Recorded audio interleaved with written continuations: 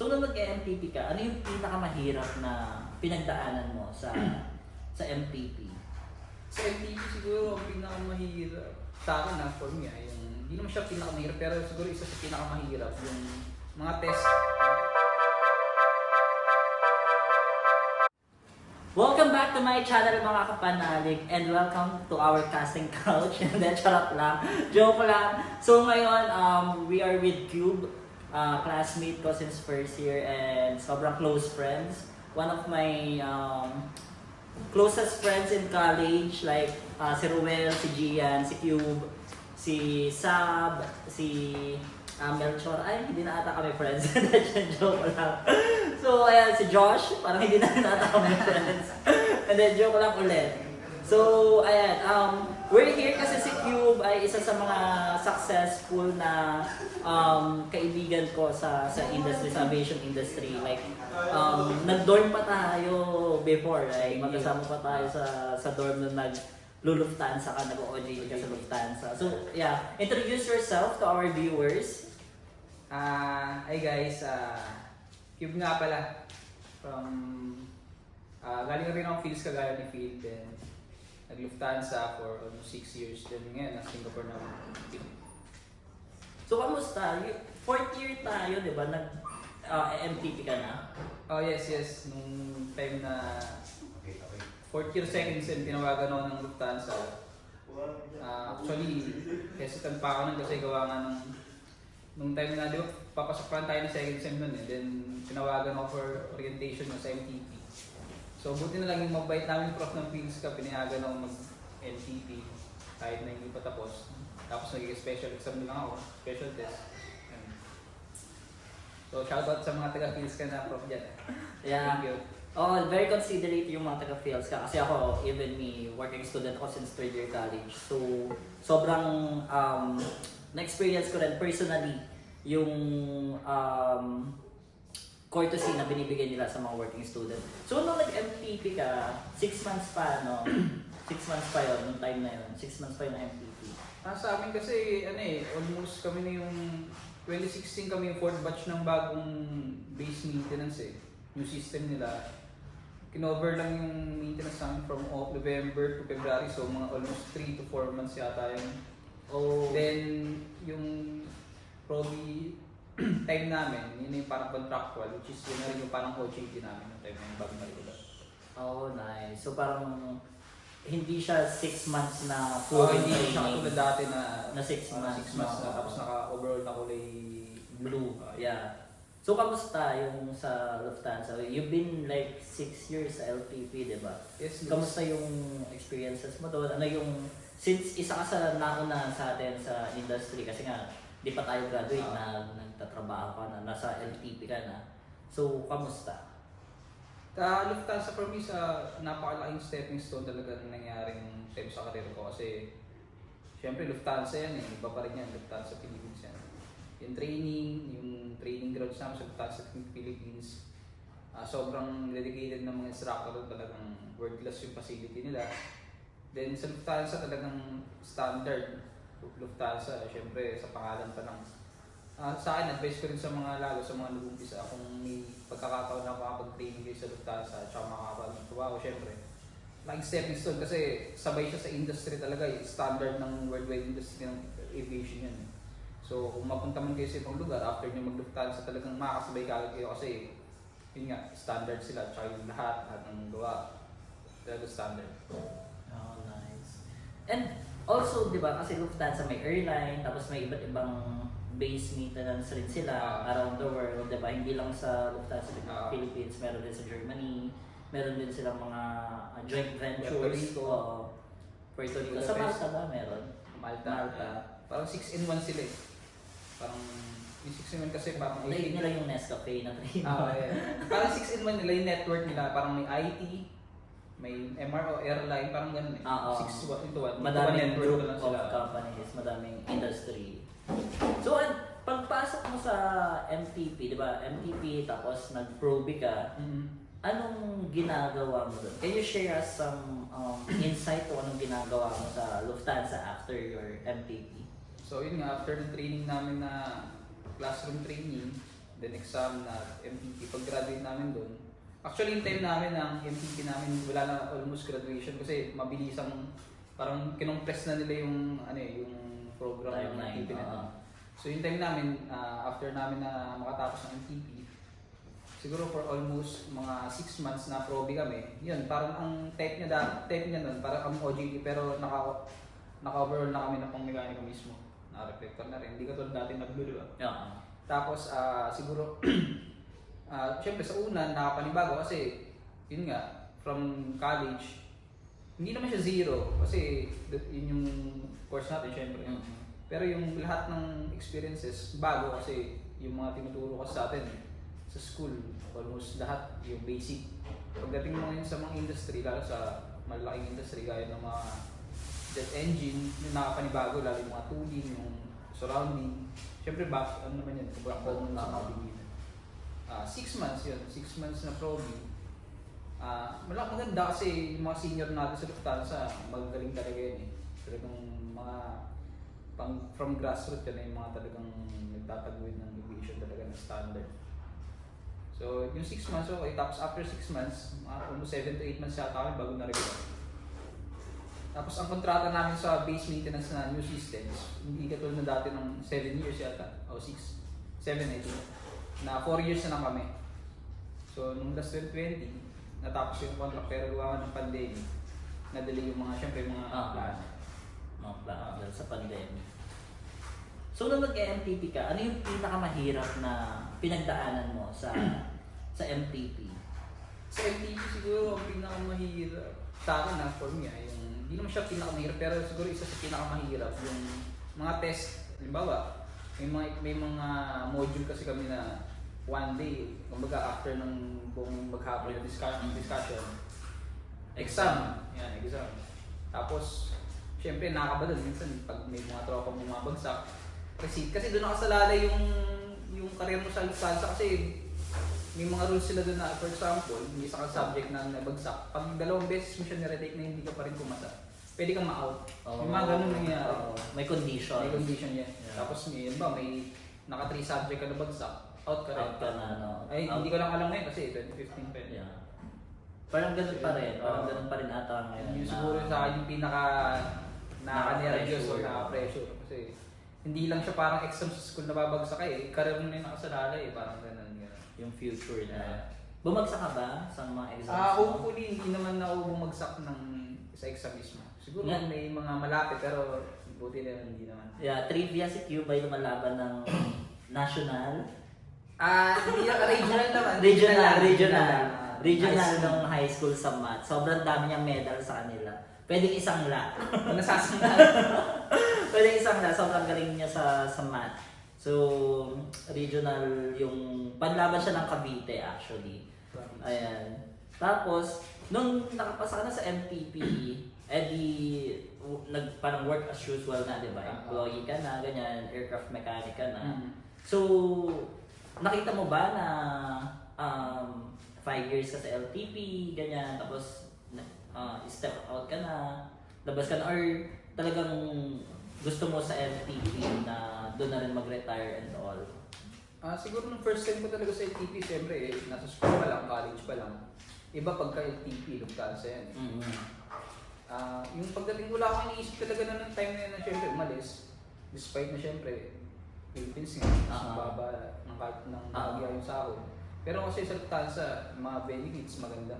Yeah. Lalo pag may pamilya ka, for example, may mga bata, maganda yung benefits, mga health benefits sila. Tsaka hindi ko rin naisip nun yung umalis, gawa nga ng maganda nga yung benefits, tsaka okay naman yung and maganda kasi maganda ang training. Yung training talaga yun din kasi nahabol ng yung workplace mo is maganda. Meron pang mga program sila na pinapadala yung mga empleyado sa ibang bansa. Para either mag-training or magpa-training. Magpa-training or ma-compensate yung halimbawa kulang yung isang lugar, ibang sabihin natin Lufthansa, Lufthansa Malta, kailangan ng tao. Hindi na sila magpapatraining ng mga ibang lahi doon. Gagawa, kuha lang sa Pilipinas kasi may mga times na may mga tao tayo sa Lufthansa sa Philippines nga na pinapadala. And also, syempre nandiyan din yung iba natin mga classmates, no? Yeah. Sila Verde Flor, Yeah. sila Paul, Sila- sila Judy. Harold, Kabingaw na Si Harold. Si Harold lang yata yung parang hindi natin masyadong nakasama sa... Kasi sa lane na siya eh. Oo, yeah. Puro base kasi yung tropa natin sa LTP, di ba? Si Aldrin, of course. Aldrin, Sila Paul na nandito na rin sa Singapore and Paul Ramos. Paul Ramos, yeah. So, ayun. I mean, sobrang dami rin kasi familiar face eh, no, sa company. Ayun. Tapos ngayon, parang after almost 6 years, lumipat ka na sa Singapore. Oh, yeah. Nasa isang aviation company ka rin dito. Yeah, MRO. Engine MRO, no? So, anong deciding factor mo kung bakit ka lumipat or bakit ka parang nag-step out sa dati mong kumpanya tapos nag-Singapore ka? Siguro karamihan din ng iba. Naging parang turning point ng yung pandemic na yun. Parang nangyari ng time na, syempre, kumbaga humina yung aviation industry. Nakita natin yung up and down. Up and down ng nangyari. Tsaka syempre, financially, nangyari na lahat din naman talaga naapektuhan. Yun, kaya parang gano'n. Tsaka parang sa akin yung time parang gusto mag-explore. Kumbaga yung kasi nangyari sa amin, after 4 years ng contract ko, talaga 2020. May plano rin talaga ako na stop sa rin. Kontrata. Nung pandemic nga, kaya na-delay lang. Yun. So yun, sa akin rin naman. Tsaka yung sa aviation kasi kaya ang dami natin kakilala. Maliit lang kasi aviation talaga. Kumbaga, mas maganda talaga na lahat ng makikilala mo. Yung kumbaga respeto. Kasi pagdating ng araw, parang pagdating ng panahon, magkakasama kayo yan. O mamaya, pagdating mo sa ibang lugar, siya naman yung boss mo. Yeah, correct. So, kamusta naman yung pag-transition mo from LTP to your new company ngayon sa Engine MRO? Siguro hindi naman siya ganun ako nahirapan technically. Siguro dun sa environment kasi mostly sa LTP, 320 aircraft, CFM 56-5B and P25 engine yung nahawakan namin sa big namin. Dito kasi sa bagong work dito sa Singapore, Trent engine, Trent 700, 7 wala na eh. Trent 1000, 7000 XWB. Pinapowered niya 350, 787. 1,350, di ba? Airbus 350. XWB. So medyo dun lang naninibago. Oo, kasi malalaki. Oo, compared sa CFM engine ng Tsaka sa Lufthansa kasi may component lang, hindi katulad dito sa talagang MRO siya na as in per module yung pag-build nila. Build and class. Kumbaga by zone yung hindi ka talagang kinakalas nila kumbaga. Yeah. Kasi parang sa ibababa lang yung engine, then ipapadala sa repair facility, you know. Sa inyo kasi doon pinapadala sa inyo. Lahat ng off-wing engine, lahat ng papadala dito sa MRO Diesel nga, dito sa Singapore. Mostly ng mga Rolls-Royce. Yan. And then, di ba, tulad ko kasi, hindi na rin ako nagkaroon ng opportunity na magka-lisensya. Yeah. Kasi parang pagka-graduate rin, may trabaho na, tapos lumipat. Lumipad ng Singapore, so parang nawalan na ng oras para mag-lisensya. Ikaw, Cube, di ba, parang, wala ka rin license, no? Actually sa akin, nagtapos na ako ng halos ng written exam. Then, Oo pala! Before ka lumipad, oo. Ngayon, yung practical, gawa nga ng palis na rin ako. Sabi ko, pagka may time na lang ulit, pag-uwi ko na ng Pilipinas. Kasi, valid naman ata siya for 2 years, yes. Yeah. Pero ano ba, what is your take sa lisensya ba muna ang dapat unahin or mag-apply muna? Para sa akin, mas maganda siguro kung, for example, nasa training ka pa lang, nag-lisensya ka na. Kasi malaking bagay yung lisensya, lalo pag sa Philippines ka, may mga ibang opportunity. Though sa ibang bansa naman, may mga kumpanya kasi na hindi tumatanggap ng walang license, meron namang hindi. Pero syempre, bilang local na maintenance, kailangan natin talaga ng lisensya.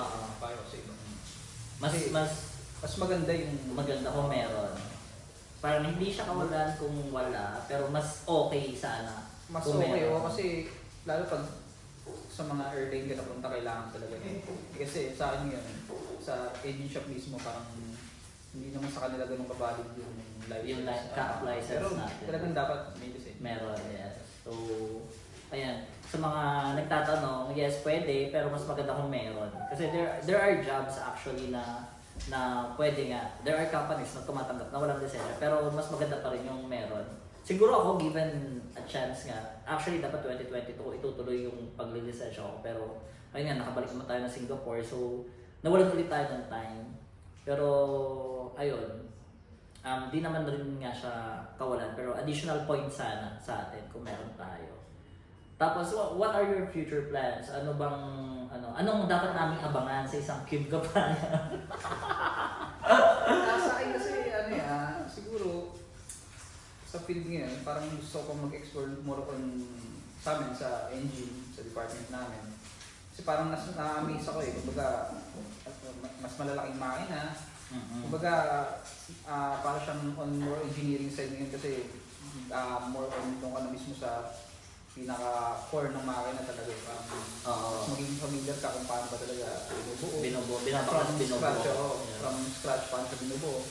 Sa amin, we do street and the build of engine. Engine build up. Kaya pag halimbawa, nag-strip kami, module by module. Yun nga pala, vertical kasi meron kasing way kung paano siya binubuo, saka paano siya binato kasi binubuo. Meron siya tinatawag na yung sa horizontal beam, kumbaga yung makina mo is naka-hoist siya, naka-hoist. Meron siyang vertical beam, kumbaga naka-vertical beam position yung pancase mo nasa ilalim. Kumbaga, yun yung maganda lang rin. Exposure, kumbaga, para sa akin na napunta rin ako sa kumpanya to kasi yun nga, mas maging familiar ka ako sa hindi naman siya talaga buong aeroplano na airline or airline na more on focus kami sa engine. Which is parang mas okay kasi parang yun yung magiging specialty mo in the long run na engine technician ka na, di ba? Na parang alam ko na itong gantong makina. And for the future kasi yun na rin naman yung mga ganun kalalaking makina yun na yung gagamitin, di ba? Lalo ngayon, ang dami namang orders ng A350 tsaka 787. So, parang okay rin siya, okay rin na career, di ba? So, what can you advise sa mga viewers natin na nangangarap rin na una maging technician, una pala maging MTP, pangalawa maging mekaniko, pangatlo mga ibang bansa, yung mga kasama natin na syempre may gusto rin naman ng mga ibang bansa. So, what can you advise? Sa akin, lalo sa mga ka-course din namin sa field natin, mostly pag yung mga estudyante pa lang, pag-graduate o kayo mga graduate lang nagkano sa trabaho. Minsan kasi talagang hirap maghanap matutusin. Mahirap sa field natin kasi, kumbaga hindi naman siya ganun talagang kalaking network yung hindi naman ganun yung kumbaga yung workforce talagang hindi naman katulad ng ibang industry talaga na sobrang. Pero ang dami opportunity talaga tutusin. Huwag na kayong panghinaan ng loob kasi talagang try lang ng try. Pag parang lang talaga sa'yo, para sa'yo. Correct. Tapos, yun nga, nag-start pa lang kayo, mas maganda na sinasabay niyo yung mga license, mga certification kasi lahat halos ng kumpanya ngayon na tinitingnan yung mga documentation nyo, yung mga for example, mga rating nyo. Yun yung ma-advise ko na habang nag-start kayo mag-training, pag-graduate nyo, nag-training kayo, mag-lisensya na kayo, then pumuno kayo ng experiences kung gusto nyo mag-abroad, experience sa Pilipinas, sa mga kilala nating mga MRO company sa Pilipinas, para ma-expose kayo sa field na yan, para mas ma-widen yung nyo. Kung may balak man kayo mag-abroad, at least alam nyo na yung standard ng hindi na kayo masyadong manibagos, sa environment na lang, pero yung sa trabaho mismo. Kasi mga Pinoy talaga magagaling. Pagdating dito sa abroad, pag sinabi yung mga Pinoy talagang hindi naman treating special service, pero alam nila na maganda yung tsaka malinis gumawa, malinis pagtrabaho. Maganda yung work etiquette. Kayod mekaniko. Kung ang mga seaman ay may kayod marino, ang mga AMT po ay may kayod mekaniko. Ayan. Mapanood nyo naman yata yung kung paano mag-building ng mga... So yun, thank you for gracing my vlog. Sobrang ang tagal natin plinano. Ngayon lang nagkaroon ng oras. And may gusto ko pa bang batiin, shout out, pasalamatan, ayan. Shoutout ko pala yung misis ko at saka yung anak ko dyan. Pauwi na rin May ako. misis ka na ba? Charot lang Mars. Ayun. So, thank you mga kapanalig at sana may natutunan kayo. For any questions, kung gusto nyo kami gumawa ng part 2, comment down below lang. Ayan. Don't forget to follow me on my social media accounts at HappyPhilPH on Twitter, Instagram, and TikTok. Airman Clothing, ayan, yung suot ko ngayon. Napakaganda, ayan. Sobrang ganda ng t-shirt na to, maganda yung quality. Airman Clothing on Facebook, tapos Trinities Manila on Instagram. Ayun lang. Maraming salamat mga kapanalig and sa uulitin. Bye-bye!